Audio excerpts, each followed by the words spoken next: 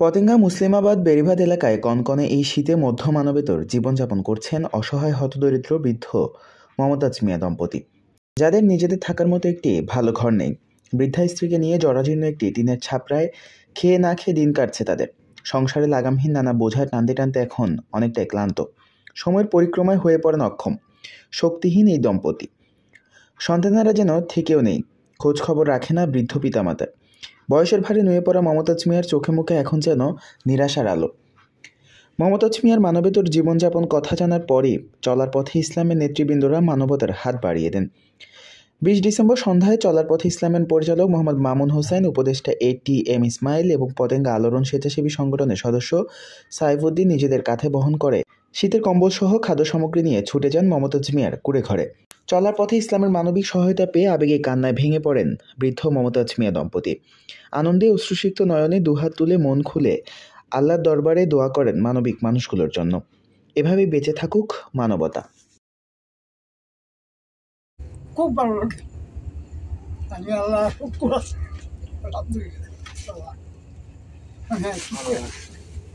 আসসালামু আলাইকুম রহমতুল্লাহ। আমি মোহাম্মদ মামুন হোসেন, চলার পথে ইসলামের অ্যাডমিন এবং সম্মানিত পরিচালক। আমার সাথে রয়েছেন আমার সম্মানিত উপদেষ্টা জনাব ATM ইসমাইল সাহেব। আসলে আমরা এখন আসলাম একজন মুসলিমাবাদ এলাকার একজন দুস্থ ফ্যামিলির কাছে।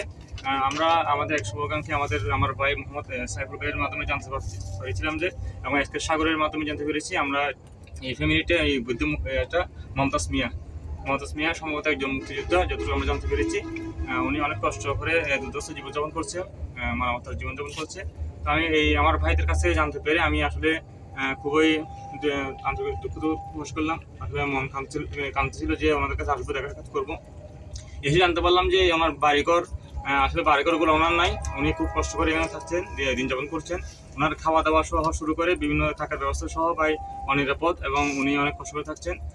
তো আমি আমার চলার পথে ইসলাম ফেসবুক পেজ থেকে আর সংগঠন পক্ষ থেকে আমি আমার বড় ভাই ATM ইসমাইলের সাথে নিয়ে সাহেব ভাইয়ের সাথে ছিলেন, আমরা ওনাদের কিছু উপহার এনেছি। আর আমি আশা করবো আমার যত চলার পথে ইসলামের যত শুভাকাঙ্ক্ষী রয়েছেন, আমার ফলোয়ার রয়েছেন, আমার যত ভাই বোনেরা রয়েছেন, আমি সবাইকে অনুরোধ করবো যে উদাত্ত আহ্বান জানাবো এই ফ্যামিলির কাছে যেন আমরা সবাই নিজ নিজ জায়গা থেকে এসে ওনাদের পাশে দাঁড়াই। এসব পরিবারে খোঁজ নেওয়াটা আমাদের নৈতিক দায়িত্ব হয়ে গেছে। অনেক মানুষ অনাহারে অর্ধহারে থাকতেছে। আজকে আমি এটা জানতে পেরে খুবই খারাপ লাগতেছিল, যার কারণে আমি আমার ছোটো ভাইকে নিয়ে ছুটে আসলাম ওনাদের জন্য, ওনাদের সাক্ষাৎ করতে। তাই অল্প কিছু সামান্য কিছু যেটুকু পারি নিজ থেকে এটা ব্যবস্থা করলাম। যে আমি ফেসবুকে একটা পোস্ট করেছিলাম, এই যে বৃদ্ধ মমতাজ মিয়ার যে এই যে মানবেতর জীবনযাপনটা দেখে দীর্ঘদিন বেড়িবাঁধের নিচে 10-12 বছর ধরে বসবাস করছেন। উনি, আমরা যতটুকু জানি, উনি মুক্তিযোদ্ধা ছিলেন। মুক্তিযোদ্ধার সুযোগ সুবিধাটা পর্যন্ত ওনার অন্যজন নিয়ে নিছে।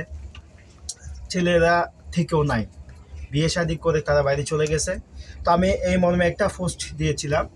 এর মধ্যে পোস্ট দেওয়ার পর প্রথমে যিনি সাড়া দিয়েছেন আমার ছোটো ভাই চলার পথে ইসলাম পেজের অ্যাডমিন মোহাম্মদ মামুন হোসেন। তো উনি সহযোগিতা দিয়ে আসছেন। স্পেশালি আমি থ্যাঙ্কস জানাচ্ছি আমার বড় ভাই আজকে আমাদের সাথে আসছেন, যিনি ইসমাইল ভাইকে।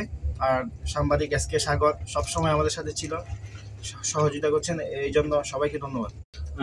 সম্মানিত দর্শক শ্রোতা, আপনারা যারা এই মুহূর্তে আমাদেরকে দেখছেন, আপনাদের সকলকে জানাচ্ছি চলার পথে ইসলামের পক্ষ থেকে আন্তরিক শুভেচ্ছা অভিনন্দন। আমি আপনাদের কাছে সকল ফলোয়ার এবং আমাদের পতেঙ্গা এলাকায় গড়ে ওঠা বিভিন্ন সামাজিক সংগঠনের কাছে উদারতা আহ্বান জানাবো যে আসলে আমার এই বৃদ্ধ লোকটির এখানে অনেক ধরনের সমস্যা রয়েছে। যিনি যে ঘরে থাকছেন, এই ঘরে পর্যাপ্ত আলো নেই। উনি আমাদের যেটাকে চারাক বলে, অর্থাৎ কফিবাতি যেটা বলে, এটা জ্বালিয়ে উনি এখানে জীবনযাপন করছেন। ওনার এখানে ইলেকট্রিক দরকার, আর একটা গরমকালে একটা ইলেকট্রিক ফ্যানের বেশি প্রয়োজন।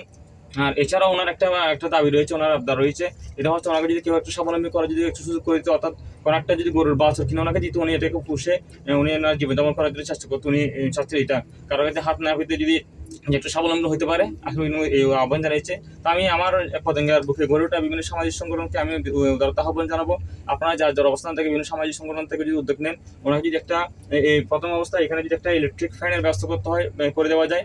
আর হচ্ছে ওনার একটা বাছুরের ব্যবস্থা, যদি আমরা বিভিন্ন সংগঠন যদি এগিয়ে আসি, ওনাকে যদি একটা বাছুর কিনে দিতে পারে, উনি এটাকে পরিচর্যা করে লালন পালন করে উনি নিজে একটু স্বাবলম্বী হওয়ার চেষ্টা করবে।